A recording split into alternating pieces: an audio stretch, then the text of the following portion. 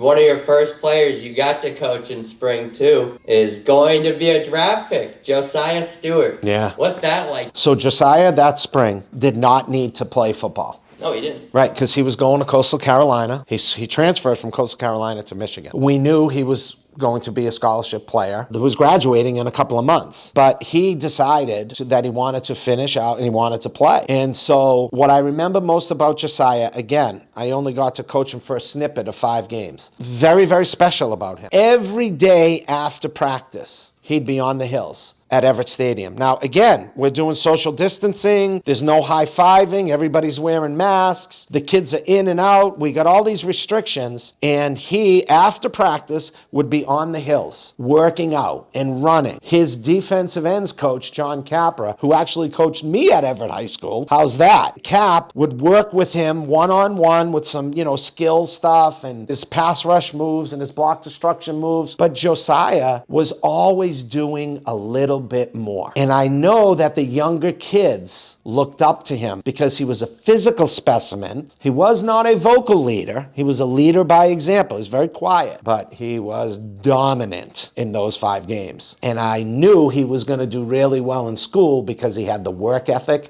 and he had the fire. Well, and you guys had a lot of guys that year. That was 21. You had Cy Gibbs, who's at Georgia Tech. Ish went to BC. JC Clairvaux, JC Clairvaux, exactly. Jalen Murphy. We had Sammy, who's at Princeton right now. We had Jaden Biggie, who went to Bentley. We had some young kids. Nick Raymond was a sophomore who started. He's at Bentley. Jacoby Ward's at Bentley. We had Cam Mohammed on that team. We had Dominic Pupper. We had a ton of college football players on that team. That group, COVID and post-COVID, they were like this. They were truly a family. They truly were a family.